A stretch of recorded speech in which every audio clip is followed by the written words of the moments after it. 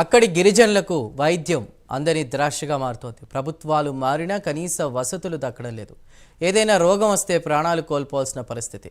డోలీలు కట్టుకుని వాగులు దాటినా ప్రయోజనం ఉండడం లేదు. తాజాగా అలాంటి ఘటనే వెలుగు చూసింది. కనీస వైద్యం అందక నెలల చిన్నారి కన్నుమూసింది. శిశువు మృతదేహాన్ని తరలించేందుకు ఆ తల్లిదండ్రులు పడిన కష్టం అంతా ఇంతా కాదు.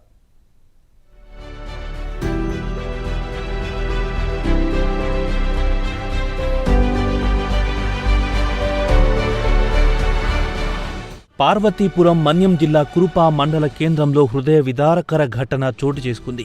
వైద్యమందక 2 నెలల పసికందు మృత్యువాత పడింది. ఈ ఘటన స్థానికంగా కన్నీరు పెట్టిస్తోంది. నీలకంఠపురానికి చెందిన అశోక్ దంపతులకు ఇటీవల కుమారుడు జన్మించాడు.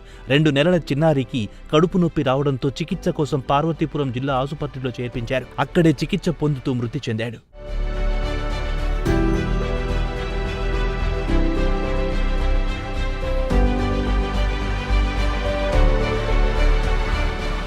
శిశువు మృతదేహాన్ని స్వగ్రామానికి తరలించేందుకు ఆసుపత్రి దగ్గర అంబులెన్స్ లేని పరిస్థితి. అక్కడ మహాప్రస్థానం వెహికల్ ఉన్న రిపేర్లో ఉంది. దీంతో చేసేదేమీ లేక ఆ తల్లిదండ్రులు శిశువుని పార్వతీపురం నుంచి కురుపా మండల కేంద్రానికి 35 కిలోమీటర్ల పాటు ఆర్టీసీ బస్సులో తీసుకెళ్లారు. అక్కడి నుంచి నీలకంఠపురం గ్రామానికి అంటే మరో 35 కిలోమీటర్ల మేర బైక్పై తీసుకెళ్లారు. ఆ దృశ్యాలన్నీ అందరినీ కలిచివేశాయి. బస్సులో ఆ దృశ్యాలు చూసి ప్రయాణికులు కన్నీళ్లు పెట్టుకున్నారు. గ్రామానికి రాగానే స్థానికులంతా భావోద్వేగానికి గురయ్యారు. అడిగితే ఇవ్వండి అంటే మేము ఎలాగా పంపిస్తామని అంటే మళ్ళీ ట్రైబల్ వచ్చి మేడంతో మాట్లాడితే ట్రైబల్ వాళ్ళతో మాట్లాడి అప్పుడు బాబుని ఈ బస్సుని పట్టుకొని వచ్చేసి అక్కడ నుంచి గురబంకి వచ్చామండి. గురబంకి వచ్చిన తర్వాత అక్కడ నుంచి మాది లూప్ ఏరియా కాబట్టి అటు వెళ్ళడానికి కొంచెం ఇబ్బంది కాబట్టి మా వాళ్ళకి ఫోన్ చేసాము.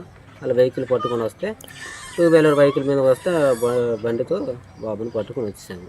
కానీ చనిపోయేసరికి మా బేబీకి మాకు ఇవ్వడానికి తీసుకెళ్ళిపోతామని చాలా ఇబ్బంది పడ్డాము. కానీ వెహికల్ అడిగేసరికి అక్కడ వెహికల్ మరి ఏమి లేవమ్మా మీరు ఎలా తీసుకెళ్తారు ఏంటని అడిగారు. కానీ మళ్ళీ మేము వెహికల్ అడిగేసరికి మరి అలాగే చెప్పలేదు. మా యాత్రతో మేము ఎలాగైనా తీసుకెళ్ళిపోతాము అనేసి మేము తీసుకొచ్చాము.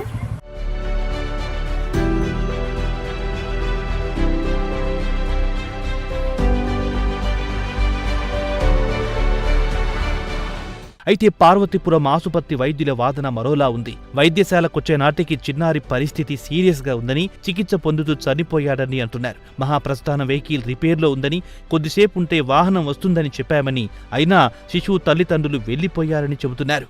ఐటీడీఏ అందించిన వెహికల్ మహాప్రస్థానం వెహికల్ రిపేర్లో ఉన్నందువలన మేము వాళ్ళని రిక్వెస్ట్ చేయడం జరిగింది. వెహికల్ రిపేర్లో ఉంది, మేము డెడ్ బాడీని తీసుకువెళ్ళడానికి మేము అందించలేము అని చెప్పడం జరిగింది.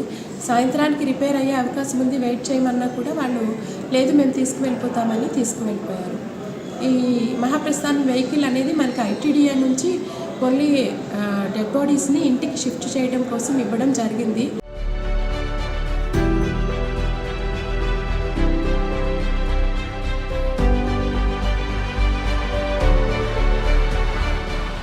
తమకెన్నాళ్లు ఈ కష్టాలు అంటూ కంటతడి పెడుతున్నారు గిరిజనులు. ప్రభుత్వాలు మారినా తమ పరిస్థితి మారడం లేదంటున్నారు. ఇప్పటికైనా ఏజెన్సీలో కనీస వసతులు కల్పించాలంటున్నారు గిరిపుత్రులు.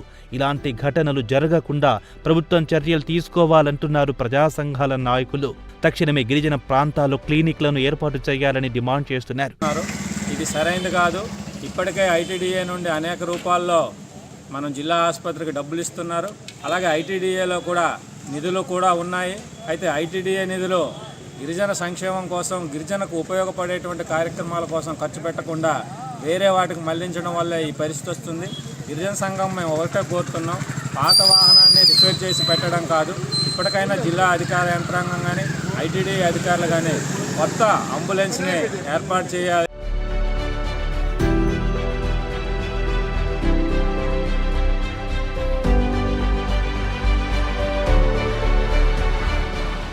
ఏళ్లు గడుస్తున్నా గిరిజనులకు కనీసం వైద్యం అందడం లేదని, ఏదైనా ఎమర్జెన్సీ అయితే డోలీ కట్టుకొని పట్టణాలకు రావాల్సిన పరిస్థితి.